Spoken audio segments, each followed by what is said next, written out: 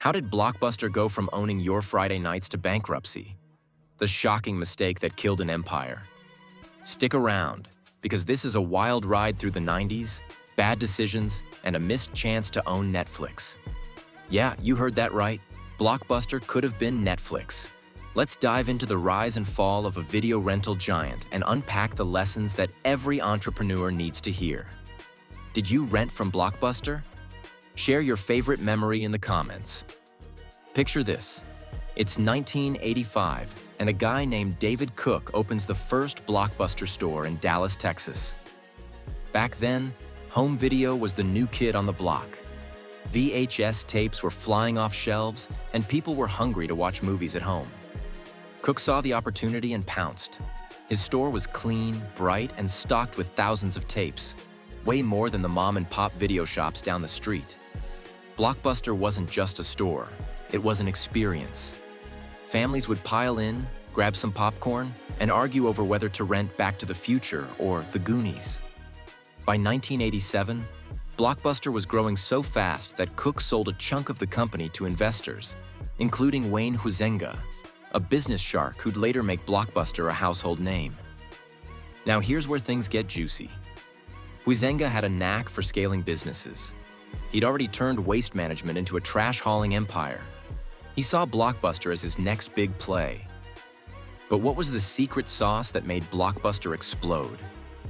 Hang tight, because I'm about to drop a bombshell that'll make you rethink everything you know about their success.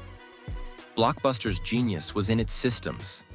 Huizenga and his team didn't just open stores, they built a machine. They used data to track what movies were hot in each neighborhood, so every store was stocked with exactly what people wanted. They standardized everything. Same blue and yellow signs, same layout, same vibe, no matter where you were. By 1990, Blockbuster was opening a new store every 17 hours. Let that sink in. Every 17 hours, a new Blockbuster popped up, ready to dominate your weekend plans. At its peak, they had over 9,000 stores worldwide, raking in $6 billion a year. That's billion with a B.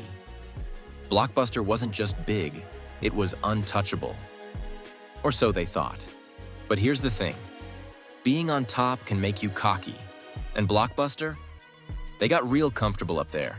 What was the one move that could have kept them king of the hill? Stick around, because this next part is gonna blow your mind. Let's fast forward to the late 90s. Blockbuster's still the champ, but the world's changing. The internet's picking up speed, and a little startup called Netflix is mailing DVDs to people's homes. No late fees, no driving to the store. Just pick your movies online and they show up in your mailbox. Blockbuster laughed it off. I mean, who'd want to wait for a DVD in the mail when you could walk into a Blockbuster and grab Titanic right now? But Netflix wasn't just a fad. In 2000, Netflix's founder, Reed Hastings, flew to Blockbuster's headquarters and offered to sell his company for $50 million. Pocket change for Blockbuster. And you know what Blockbuster did? They said, "Nah, we're good." Biggest fumble in business history. That $50 million company? Netflix is now worth over $300 billion. Ouch. So, what was Blockbuster thinking? Why did they pass on the deal of the century? Hold that thought, because there's a twist coming up that'll make your jaw drop. Blockbuster's bosses weren't just arrogant, they were stuck in the past. They believed physical stores were the future. Their whole business was built on late fees, which brought in $800 million a year. Netflix's no late fee model? That was a direct threat to Blockbuster's cash cow. Plus, Blockbuster's execs thought online streaming was a pipe dream. The internet was too slow and nobody was going to watch movies on a computer, right? Wrong. While Blockbuster was busy polishing its VHS tapes, Netflix was betting on the future. By 2007, Netflix launched its streaming service, and the game changed forever. But Blockbuster didn't go down without a fight. In 2004, they finally woke up and launched their own DVD by mail service to compete with Netflix.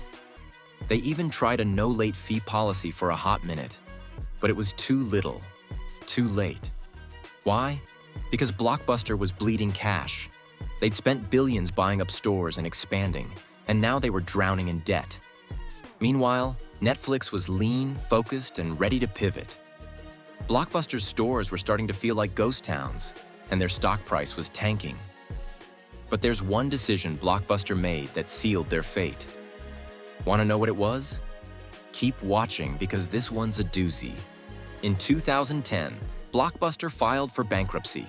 They'd racked up $1.4 billion in debt, and their stores were closing faster than you could say rewind the tape. But let's talk about that final nail in the coffin. Blockbuster had a chance to pivot to streaming. They even had a streaming service called Blockbuster On Demand. But their parent company, Dish Network, which bought Blockbuster's remains in 2011, didn't believe in it. They pulled the plug on streaming and focused on keeping a few stores alive. Bad move. By 2013, Blockbuster announced it was closing all its corporate stores. The blue and yellow signs that defined a generation were gone. Today, there's just one Blockbuster left, a lonely store in Bend, Oregon, that's more of a tourist attraction than a business.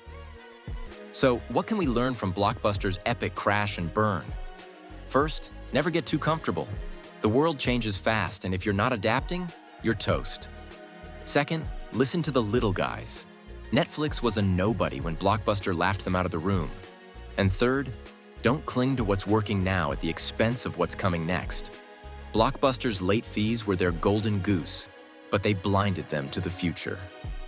Let's wrap this up with a trip down memory lane. Blockbuster wasn't just a store. It was a vibe.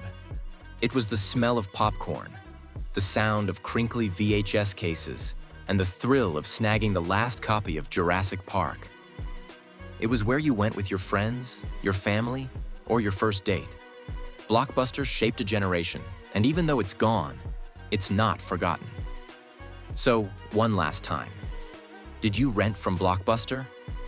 Drop your favorite memory in the comments, and let's keep the nostalgia alive. Thanks for watching, and as always, keep hustling.